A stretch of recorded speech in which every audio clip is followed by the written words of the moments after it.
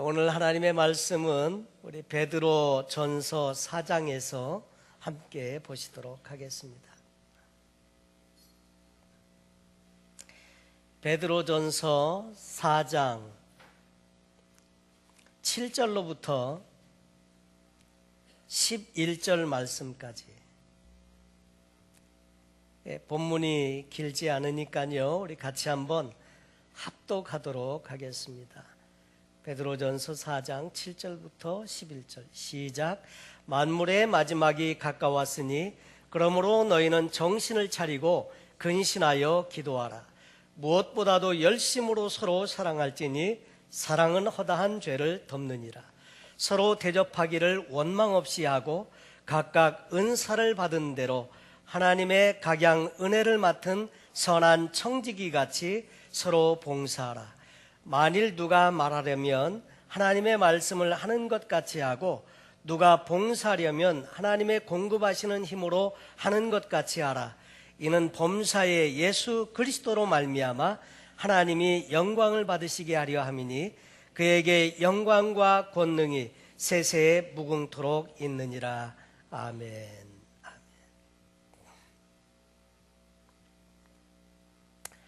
오늘 비도 많이 오고요.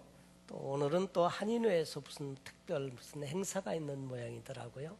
기타 등등 많이 또 연말이 되면서 분주하고 바쁜 일들이 많지만 오늘 그래도 이렇게 저녁 시간에 또 주님 앞에 함께 나와서 기도하고 찬양하고 또 말씀으로 다시 한번 우리의 마음을 새롭게 할 수 있는 귀한 시간이 참 너무 감사하고요.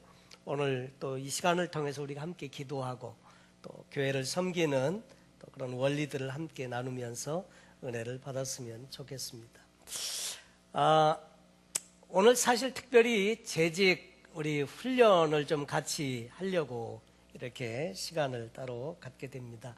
왜냐하면 12월 달 하면 이제 그 성탄절도 다가오고 송구영신 예배도 있고 이렇게 한데 다른 시간에 함께 나눌 찬스가 없을 것 같아서 오늘 또 특별히 금요 찬양 예배를 좀 당겨서 이렇게 하게 되었습니다.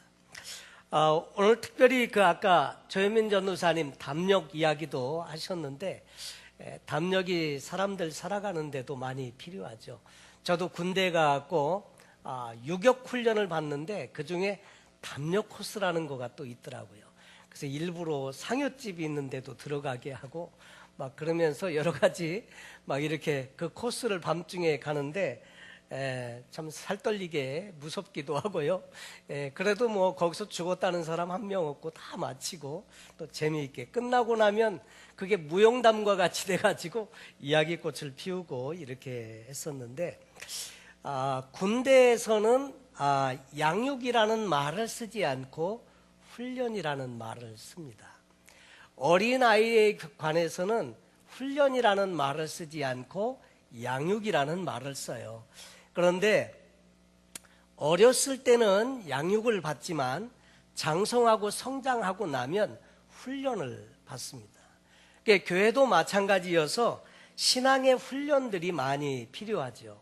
그래서 제자 훈련 이런 말을 쓰지 제자 양육 이런 말은 잘 쓰지 않잖아요. 그래서 처음에는 양육으로 시작하고 점차 신앙이 자라가면서 훈련을 받게 됩니다. 그리고 실제로 그리스도의 강한 군사는 훈련에 의해서 준비되어지고 만들어지고 이렇게 한다는 거죠. 제가 한번 비행기를 타고 한국에 이렇게 가고 있었는데 그 비행기에서 보여주는 이제 TV에 다큐멘터리가 한번 나오는데 보니까 막 군인들이 엄청 고생을 하고 막 이렇게 훈련을 너무 힘들게 받아가지고 몸도 건장하고 이런 분들이 막 코 피 흘리고 나가 자빠지고 떨어지고 막 이러면서 도대체 뭘 그렇게 훈련하는데 이렇게 빡세게 힘들게 이 사람들을 훈련하나 그랬더니 나중에 봤더니 그린베레 그린베레 아주 좀 유명하잖아요. 그런 사람을 뽑기 위해서 그 모든 과정을 거쳐서 테스트하고 시험하고 해가지고 그 사람들을 뽑아서 그 사람들 또 그 다음에 훈련하고 이렇게 하는 것을 보게 되었습니다. 오늘 저희가 특별히 교회를 섬기시는 우리 재직들 다 나오시질 못했지만 그래도 재직 훈련을 함께 겸해서 오늘 말씀으로 함께 나누고자 하는데요. 교회 안에서 주로 이제 재직이라는 말을 쓰게 되는데, 교회에서 섬기는 직분에는 목사, 전도사, 또 장로, 권사, 안수집사, 서리집사 등등이 있는데 총칭해서 재직이라고 부르기도 하죠. 특별히 재직 중에 목사, 전도사, 선교사 또 이런 분들을 교역자라고 부르고, 또 일반 그 평신도 지도자들로 이루어진 분들을 이렇게 재직이라고 또 말하기도 합니다. 재직이라는 말은 교회의 직원이라는 뜻으로 그렇게 쓴다고 하는데, 사실 교회 직원으로 재직이면서 돈 받고 이렇게 섬기거나 하지는 않죠. 우리가 사례를 받는 분들은 교역자라고 하고, 그러나 정말 자원해서 스스로 하나님 앞에 시간을 드리고 물질을 드리고 헌신을 하면서 이렇게 섬기는 분들을 교회의 재직이라고 보통 이렇게 합니다. 교회 재직의 기원은 성경을 보면 사도행전의 6장 1절로 7절에 보니까 초대교회가 막 부흥하기 시작했습니다. 베드로가 한번 설교할 때 막 3,000명씩 회개하고 돌아오고, 많은 사람들이 점점 예수 그리스도를 믿고 믿는 자의 수리가 많아지고, 나중에는 그 지도자들까지도 예수 그리스도를 믿게 되는 결과가 생겨지게 되면서 초대교회가 날로 부흥하고 성장해 갈 때, 이제 그 예루살렘 교회에 구제하는 일로 문제가 하나 생겼습니다.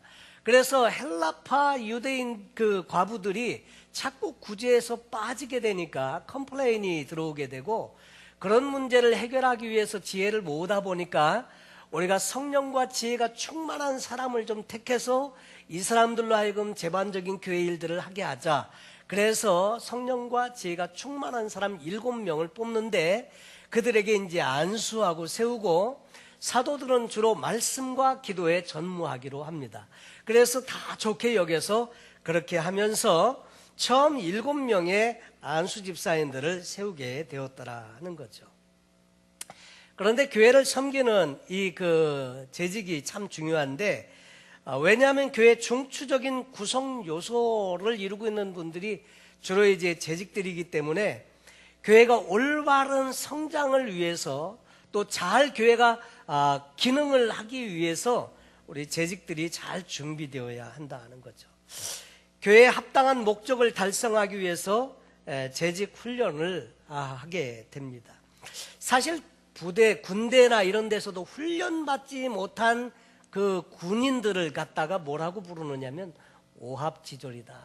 그러니까 훈련이 안 되면 보통 때는 몰라요. 근데 전쟁에 나가면 여지없이 형편없이 깨지고, 그 다음에 우왕좌왕 하다가 막 죽게 되고, 그것을 가리켜서 오합지졸이라고 하죠. 왜냐하면 훈련이 안 돼 있기 때문에 그렇게 그 전쟁에서 잘 이기지 못하는 그런 부분이 있습니다.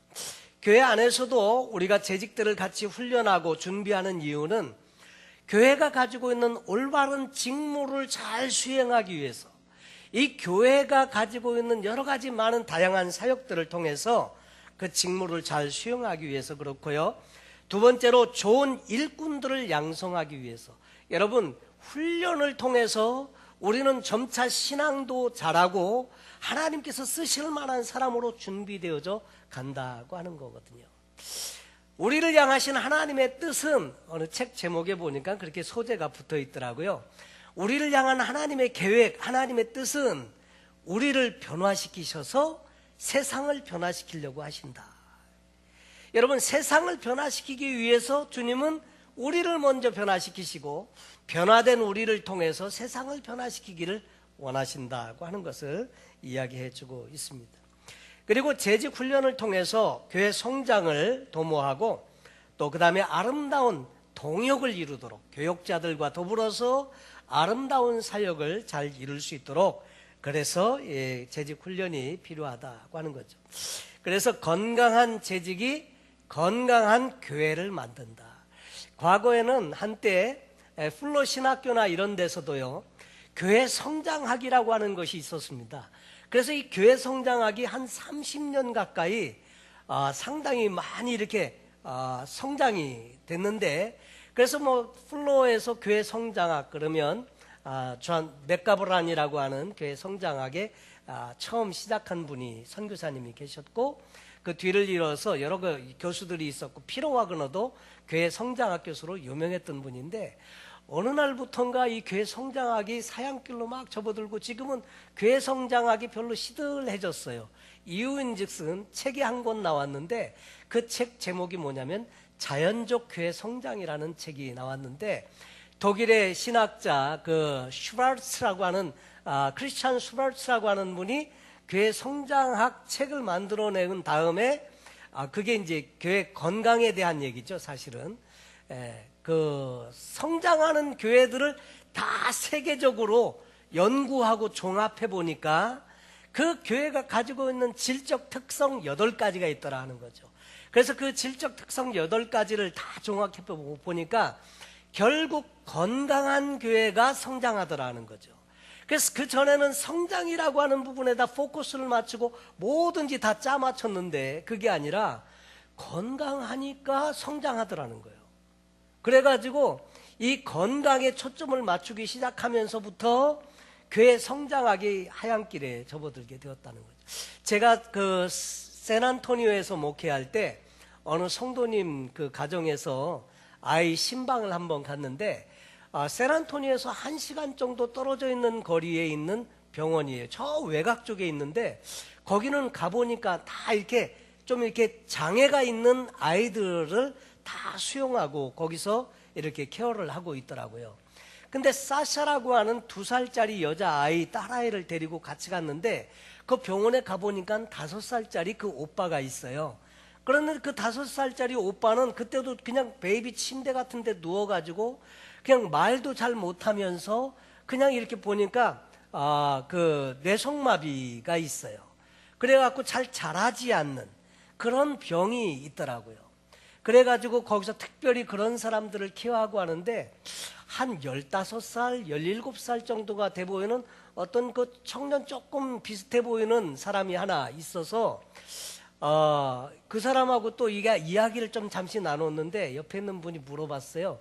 이 사람이 몇 살 정도나 돼 보이세요? 그래서 나는 한 17살요? 이렇게 얘기를 했더니 나이가 40살이라고 그러더라고요. 와, 너무 놀랐어요. 너무 성장하지 않는 거예요. 그러니까 원인이 뭐냐니까, 건강하지 않으니까 못 자란다는 거예요. 건강하면 성장한다는 겁니다. 여러분, 우리 신앙도 마찬가지고 우리 몸도 그렇습니다. 건강하면 자연적으로 성장한다는 거예요. 여러분, 그래서 우리 신앙도 건강하면 신앙이 자랍니다. 교회도 마찬가지로 건강하면 교회가 자란다는 거예요. 그래서 교회 성장이라고 하는데 포커스 해가지고 모든 것들을 다 그렇게 보았는데, 그게 아니라 성장이 문제가 아니라 건강이 문제더라. 그래서 교회가 건강한가, 그것을 8가지 질적 특성으로 살펴보는 요인들이 있는데, 거기에 보면 열정적인 영성이라든지 건강한 전인적인 소그룹이라든지 기타 등등 여러 가지가 많이 있는데, 사랑의 관계 등등 이런 것들이 있습니다. 근데 건강하니까 거의 모든 교회가 다 성장하더라는 거예요. 그러니까 교회도 마찬가지로 과연 교회가 건강하려고 하면 교회에서 중심적인 역할을 하고 있는 우리 재직들이나 성도님들의 영적인 부분들이 건강하게 잘 자라면 교회가 건강하다는 거죠. 구성원이 건강하면 교회는 건강하게 된다는 거죠. 그래서 교회는 주님의 몸인데, 건강한 그 재직이 또 건강한 또 성도들이 건강한 교회를 만든다는 거죠. 그래서 건강을 위한 여러 가지 기능들에 대한 부분들이 성경에 소개가 되고 있습니다. 특별히 우리의 개인 신앙도 마찬가지입니다. 우리 신앙이 건강하게 잘 자라려고 하면 어떤 부분들이 필요한가? 여러분, 건강한 사람들은요, 보면 특징이 식욕이 좋다는 거죠. 여러분, 건강한 사람은 식욕 좋잖아요. 식욕이 밥맛이 없는 사람, 건강이 조금 문제가 있어요. 밥맛이 없는 분들은. 그러니까 어떤 분은 그냥 밥만 줘도 저도 이게 밥만 줘도 맛있는 그런 부류의 사람인데 너무 맛있다 보니까 처치가 곤란해갖고 자꾸 나오기만 하고, 미국 땅 넓으니까 이제 좀 그런데, 그러니까 하여튼 건강이 참 중요한데, 여러분 그 식욕이 왕성하다. 신앙생활도 마찬가지입니다. 영적인 식욕이 왕성하면 말씀을 자꾸 사모가 되고 들으려고 하고, 말씀을 통해서 받은 은혜가 있으니까 자꾸 사모가 되고 예배가 그리워지고 막 이렇게 해야 한다는 거죠. 근데 말씀을 듣는 것도 뭐 이렇게 안 땡기고 영적인 은혜에 대한 사모함이 없고 이렇다. 그게 이제 그런 것들이 건강과 관련이 있다고 하는 거죠. 그래서 특별히 그 믿음 신앙의 성장을 위해서는요, 규칙적인 말씀과 기도 생활을 통해서 하나님과 친밀한 관계가 이루어져야 한다는 것입니다.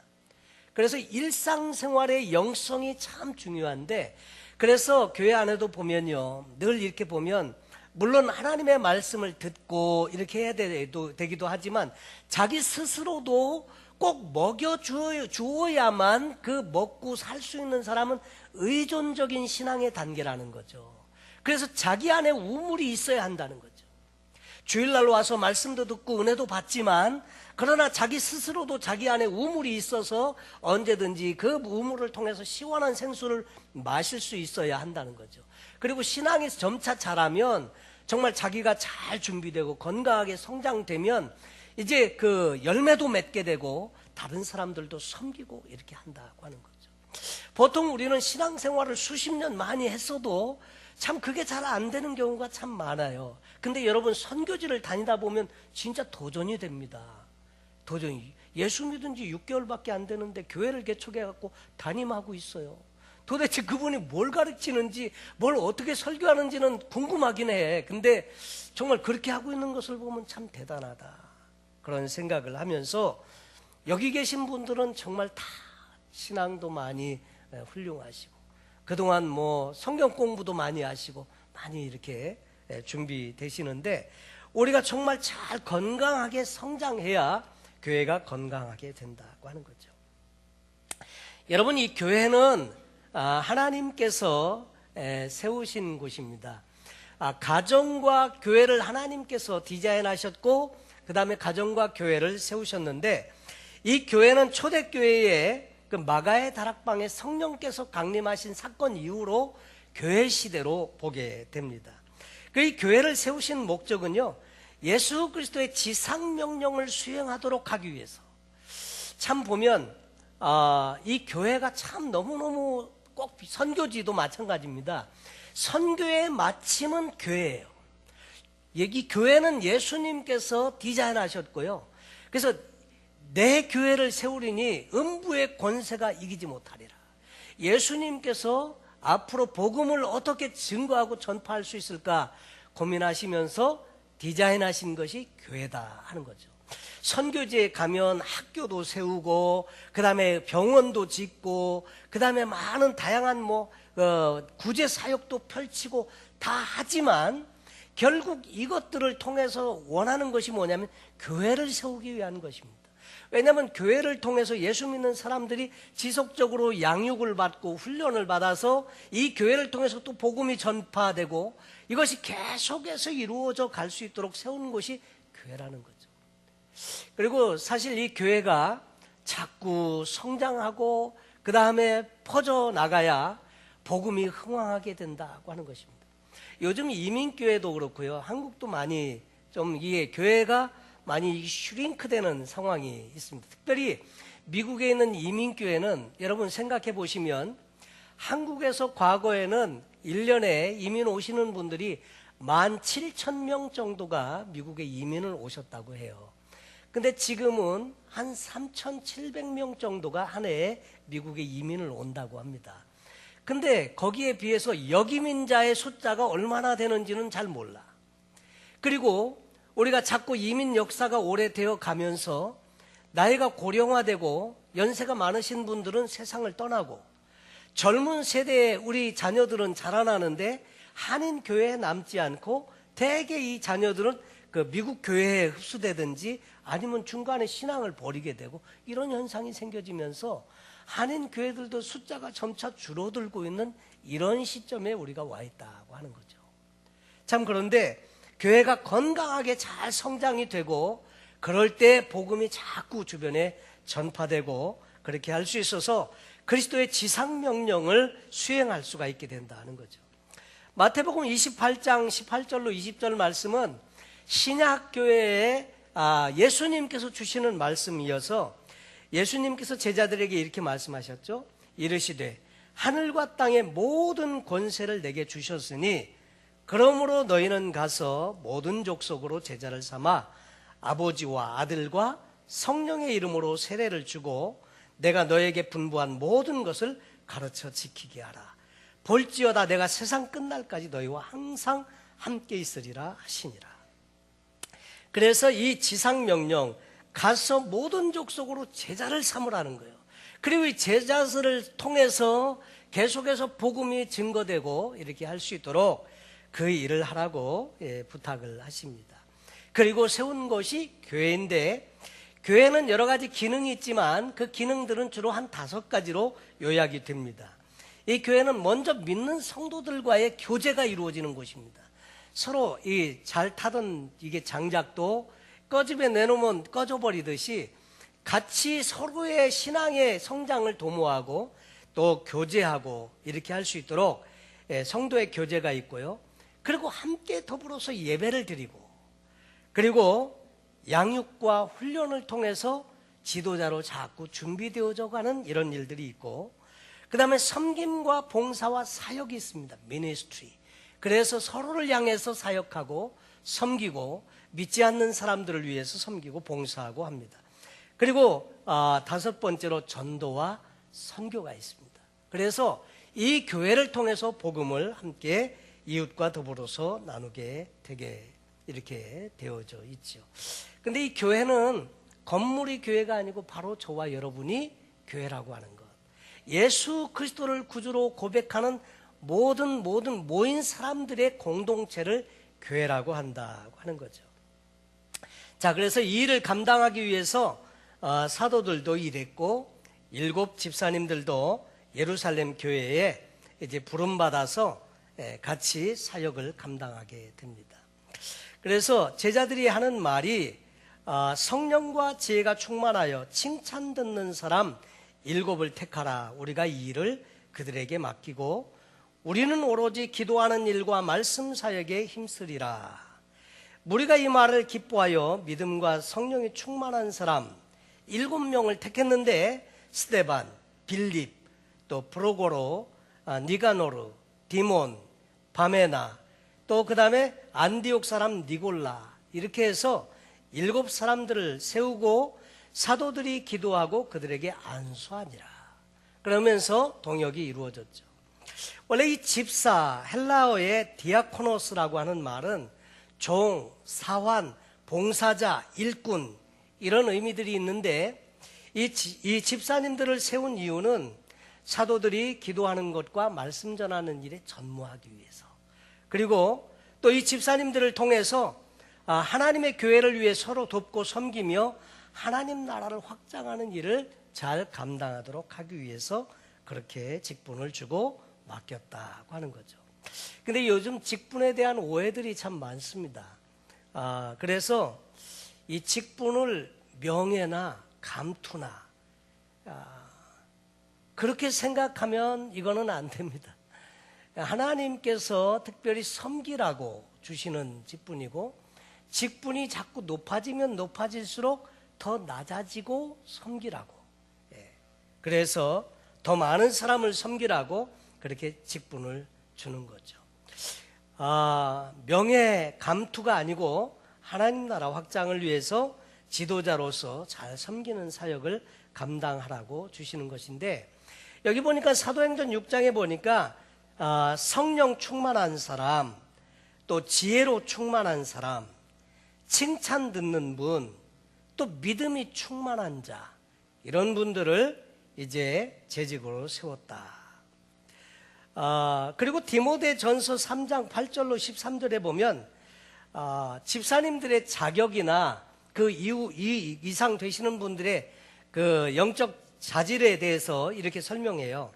이와 같이 집사들도 정중하고 일구이원을 하지 아니하고. 정중하다, 그 말은 그냥 품위가 있고요. 그리고 일구이원을 하지 않는다. 일구이원이 뭐죠? 한 입에서 두 말하는 거. 거짓말하지 않는다. 이원을 하지 아니하고 술에 인박이지 아니하고, 그러니까 중독되지 아니하고. 그래서 또 이걸 또 술 먹지 말라는 말이 아니지 않냐 이렇게 또 빌미로 삼지 마시기 바랍니다. 인박이지 아니하고, 어쨌거나 이게 술 중독이거나 술 때문에 그런 일이 없어야 한다는 거죠. 사실 예수님 당시에도 포도주를 이렇게 먹기도 하곤 했는데, 보니까 한국에 술을 금한 이유가 있는 것 같아요. 제가 그 전에 사할린에 가보니까, 사할린은 진짜 이렇게 복음을 전하려고 하면 술을 금지시켜야 되겠더라고요. 왜냐하면 겨울이 길잖아요, 사할린이. 겨울이 길다 보니까 농사 짓고 뭐 일이 없어요, 겨울에는. 그러니까 남자들이 모여갖고 주로 이렇게 술을, 러시아는 너무 날씨가 춥기 때문에 그 알코올, 보드카를 많이 마십니다.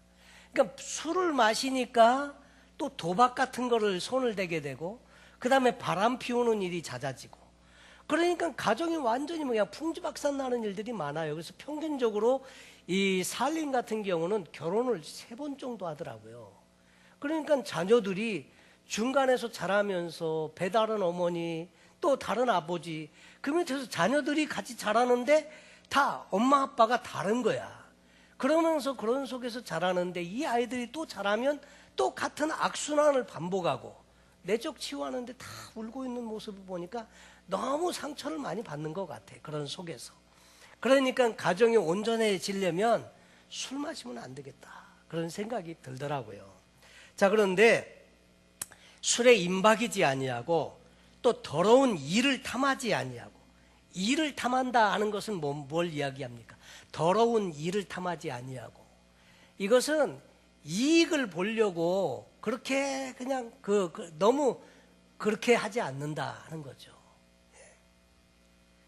더러운 이익을 탐하지 않는다.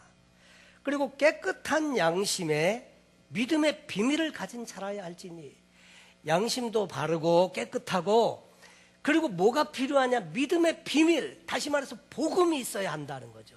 여러분, 예수를 믿는 사람이어야 복음에 대해서 경험하고 체험하고 구원받는 이 복음의 진리의 말씀을, 복음의 비밀을 아는 자라야 재직으로 합당하다 하는 것을 이야기하고 있습니다.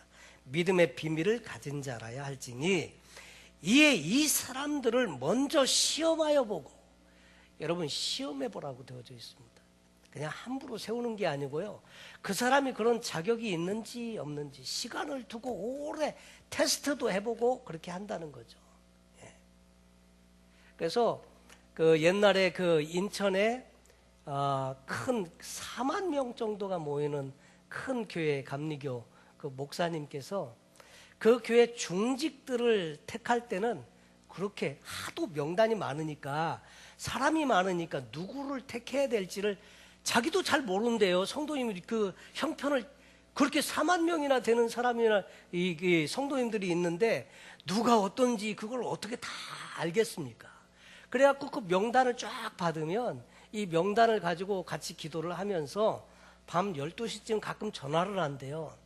아무개 집사, 나 이호문 목사님인데, 이호문 목사인데 우리 12시 교회 와서 같이 기도 좀 하지.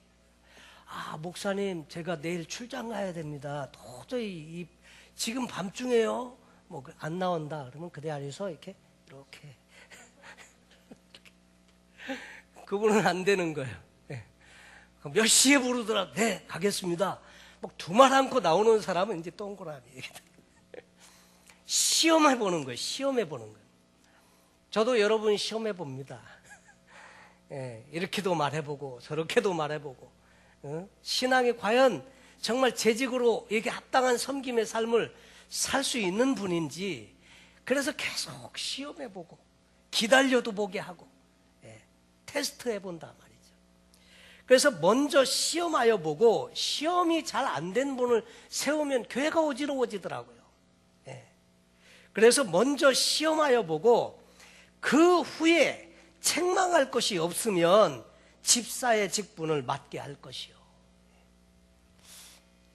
집사 직분을 받으신 분들은 다 이 정도 선은 이미 합격한 분들이다 이렇게 생각하시면 좋을 것 같습니다.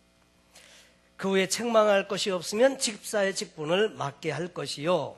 근데 어느 목사님은요 그렇게 직분을 세우신대요. 세 종류의 사람을 세우는데 첫째, 충분히 자격이 된 분을 세우고, 두 번째로 지금은 충분히 자격은 안 되지만 세워서 잘 될 사람, 잘 될 것 같은 사람을 세우고, 세 번째, 안 시키면 교회 나갈 사람을 세운다고 그러더라고요.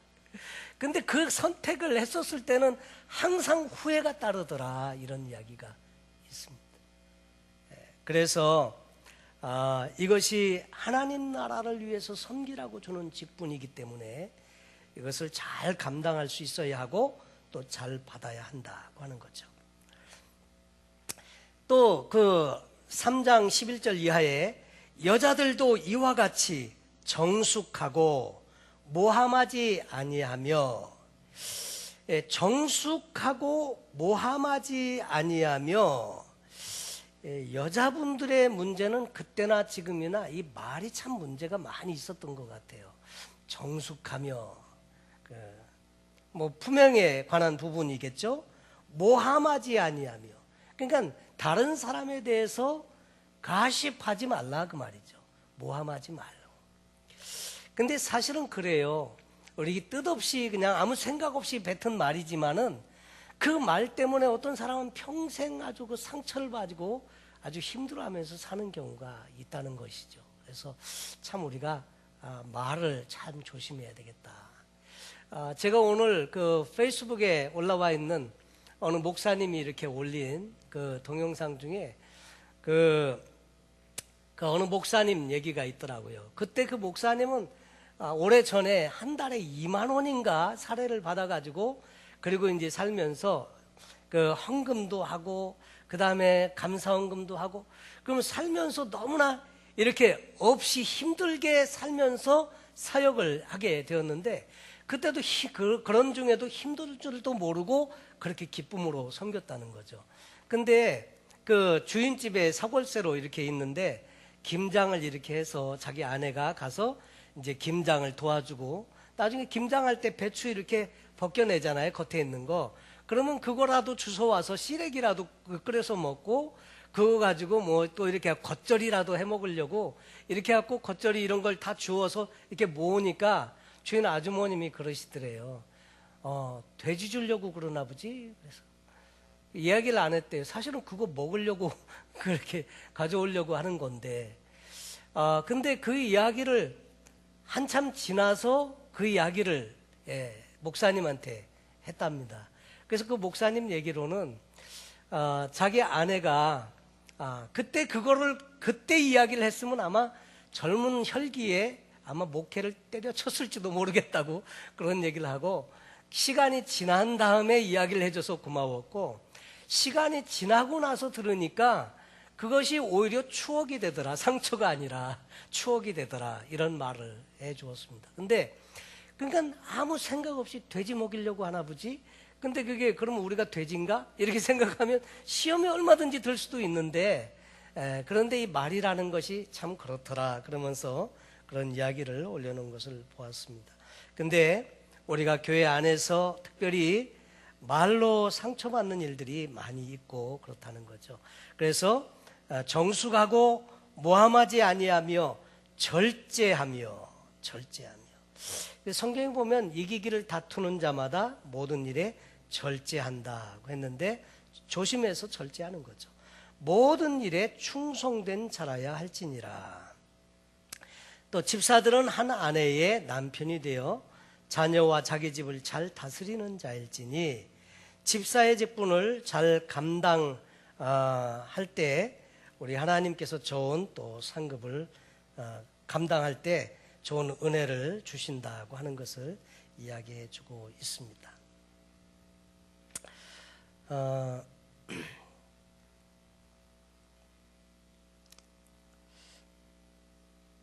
그 일반적인 그런 그 자질에 대한 부분이고요. 여기 보면 도덕적인 요건, 신앙적인 요건, 일신상의 요건들을 말하는데, 도덕적인 요건은 단정해야 한다, 일구이연하지 않아야 한다, 술에 인박이지 않아야 한다, 더러운 이익을 탐하지 말아야 한다. 신앙적인 부분들은 믿음의 비밀을 가진 자라야 한다. 또 일신상의 요건으로는 참소하지 말아야 한다. 그리고 절제하고 모든 일에 충성되어야 하고, 그 다음에 가정을 잘 다스리는 자여야 한다. 그래서 시험해보고 책망할 것이 없을 때 직분을 감당하도록 할 것이다. 그런데 그 재직의 역할은 어떤 역할이 있느냐면요, 연약한 성도들을 돌보고 섬기는 일이 있습니다. 우리 교회 안에도 보면 새로 신앙을 갖기 시작한 분들은요, 교회 생활에 대해서 잘 몰라요. 그리고 좀 이렇게 신앙이 어릴 때는 어린 사람의 특징은 자주 넘어지고, 그리고 늘 주변에서 도움이 필요하고 그렇죠. 그런데 좀 성장한 그 재직들의 역할은 연약한 성도들을 돌보고 섬기는 일을 잘 해야 한다고 하는 거죠. 그리고 또 두 번째로는 목회자와 함께 더불어서 교회 사역을 잘 감당해 주기를 부탁하고 있습니다. 좋은 동역자가 되어서 그래서 사역을 잘 감당하도록 돕는 역할입니다. 즐거움으로 목회에 전념할 수 있도록 필요를 공급하는 일을 이야기했고요. 기도로 열심을 다해서 기도로 도와주는 거. 그리고 여러 가지 부당한 그런 비난이나 이런 것들로부터 보호해 주는 일.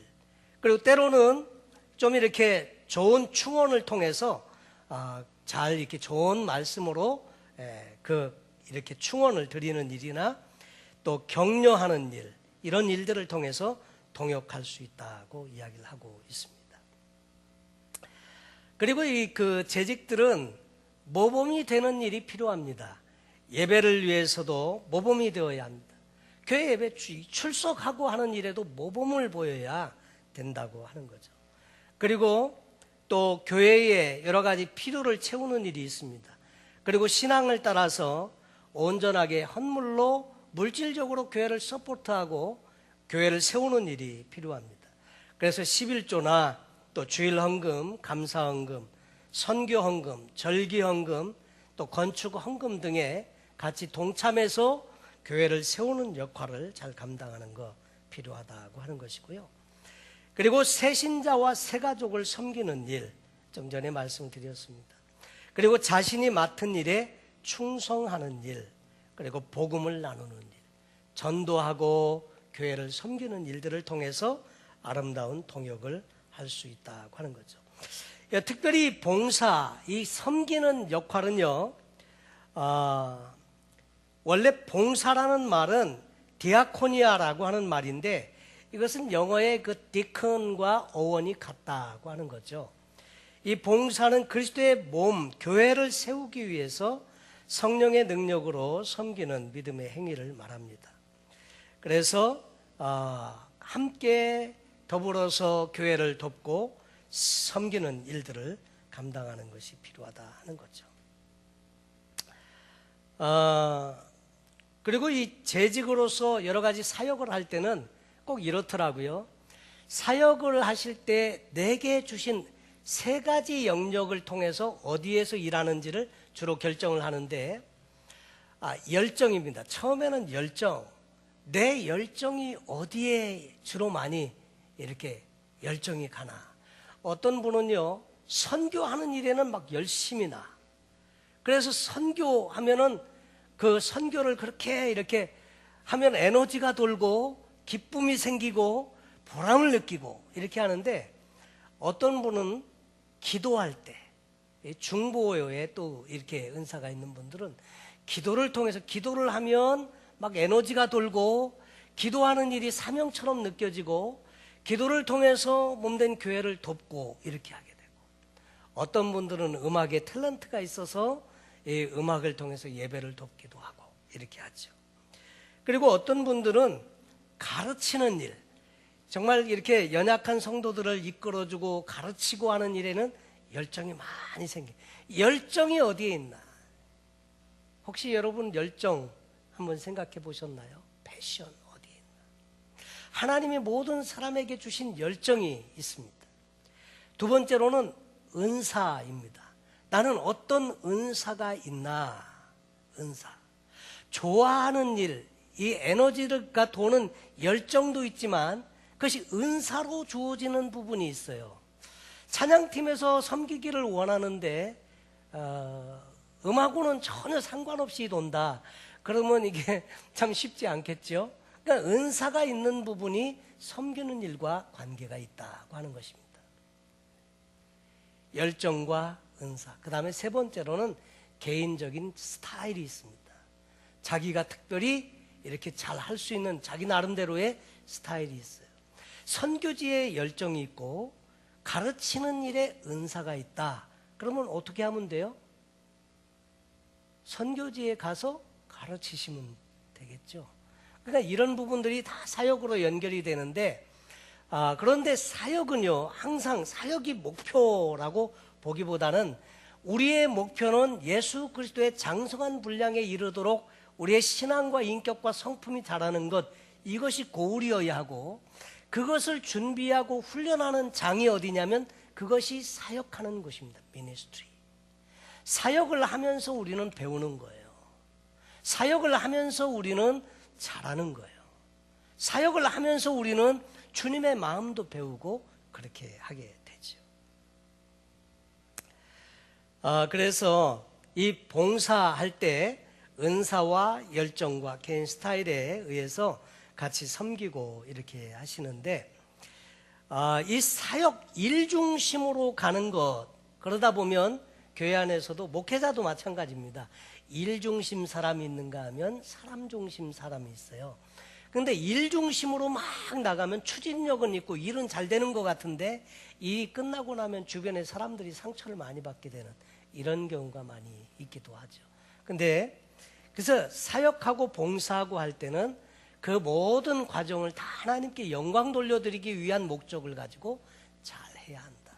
여러분이 어디에서 사역을 하든지 마귀도 거기서 함께 일하고 있다는 것을 꼭 기억하시길 바랍니다. 여자들도 가만히 보니까 부엌에서 시험 받는 일이 많아요. 부엌에서 우리는 그냥 주로 음식하고 이렇게 하면은 다 그것으로 끝날 것 같은데 같이 섬기다 보면 거기서 이제 시험 드는 일이 많더라는 거죠. 그래서 거기다 하나 이렇게 써붙이고 싶어요. 여기에는 마귀도 같이 일하고 있어요. 이렇게 써붙이고 싶어요. 언제나 우리가 일하는 현장에는 마귀도 함께 일한다는 거죠. 그래서 늘 우리가 사랑으로 섬기고 사람을 돌보면서 같이 사역을 아름답게 하시면 좋겠다는 거죠. 근데 이 재직으로서의 사역을 잘 감당하면요, 디모데전서 3장 13절에는 집사의 직분을 잘한 자들은 아름다운 지위와 그리스도 예수 안에 있는 믿음에 큰 담력을 얻느니라. 아까 그 담력 얘기했잖아요. 담력을 얻느니라. 그러니까 하나님과의 관계에서 좋은 하나님의 또 인도하심과 축복이 따른다고 하는 거죠. 그리고 아름다운 지위, 이 아름다운 지위는 어떤 높은 자리를, 사실 뭐 직위가 높아진다고 해가지고 무슨 샐러리를 더 받는 것도 아니고 그렇잖아요. 근데 존경을 받는다는 거죠. 사람들의 존경을 받고 또 하나님의 그 칭찬을 받게 되고. 오늘 성경 본문으로 돌아가면요, 만물의 마지막이 가까웠기 때문에 그러므로 너희는 정신을 차리고 근신하여 기도해라. 마지막이 가까웠다. 그때도 가까웠는데 지금은 얼마나 더 가깝겠습니까? 정신 차리고 근신하여 기도하라. 그러면 부탁이 뭐냐면 무엇보다도 열심으로 서로 사랑할지니 사랑은 허다한 죄를 덮느니라. 여러분, 허물이 있어도요, 덮으시기 바랍니다. 좀 모자라는 것이 있어도요, 사랑해 주시고 그것을 덮어주시기 바랍니다. 그리고 가만히 보니까 약점을 보지 마시고요, 장점만 보시면 좋아요. 장점만 보고 같이 일을 하면 좋고요. 서로 대접하기를 원망 없이 하고 각각 은사를 받은 대로, 아까 말씀드린 대로 하나님이 내게 주신 탤런트나 이 영적인 은사가 있는데 은사를 받은 대로 하나님의 각양 은혜를 맡은 선한 청지기 같이, 그 청지기 가치는 뭐냐면 자기 것 같이 하지 말고 맡겨주신 것을 나누어 주는 것 같이 하라는 거예요. 청지기 같이 서로 봉사하라. 만일 누가 말하려면 하나님의 말씀을 하는 것 같이 하고, 교회는 말이 많으면 안 좋고요, 말씀이 많아야 좋다고 그러더라고요. 예, 말씀이 많고 말은 적고. 그러니까 만약에 누가 말을 하려고 하면 하나님의 말씀을 하는 것 같이 하고, 그러니까 허튼 말 많이 안 하겠죠. 누가 봉사하려면 하나님의 공급하시는 힘으로 하는 것 같이 하라. 자기 것 가지고 자기 힘으로, 자기 능으로, 자기의 재물로 이렇게 하지 말고 하나님이 공급하시는 것 같이 그걸로 해라, 그 말이죠. 이는 범사에 예수 그리스도로 말미암아 하나님이 영광을 받으시게 하려 함이니, 이렇게 하면 하나님이 영광을 받으시고요, 그에게 영광과 권능이 세세에 무궁토록 있느니라. 아멘. 그랬습니다. 베드로는 수제자였습니다. 그리고 그 복음의 말씀을 많은 사람들에게, 특별히 유대인들에게 전하기 위해서 많이 수고를 아끼지 아니했던 예수님의 제자인데, 이 베드로가 권하는 내용 중에 이런 내용이 나온다. 초대 교회에 성도들에게 주는 권하는 내용이 이런 내용이 있더라는 거죠. 여러분, 우리는 이제 저희가 다음 주면 재직회가 있고요, 새해에도 우리가 또 재직들과 함께 더불어서 정말 하나님의 우리에게 주시는 역할들을 잘 감당하기 위해서 기도하면서 함께 또 수고하시게 되겠습니다. 하나님께서 이 섬김의 사역들을 통해서 우리를 더 성숙시켜 주시고, 또 우리를 더 하나님 기뻐하시는 모습으로 우리를 사용하셔서 영광 받기를 원하시고 계시고, 우리가 이 섬김의 사역을 통해서 주님의 몸된 교회를 더 든든하게 세우고 이 교회를 통해서 영혼 구원의 역사를 이루며 우리의 자녀들이 신앙으로 잘 자라가게 하는데, 우리가 함께 힘이 돼가지고 썩어지는 미랄로 섬길 때 좋은 하나님께서 주시는 영적인 많은 열매들이 맺혀지게 될 줄로 믿습니다. 그래서 주님의 몸된 교회를 사랑하고 또 헌신된 일꾼으로 아름답게 교회를 섬겨주시면 좋겠다. 그래서 오늘 말씀을 함께 나누었습니다. 우리가 같이 한번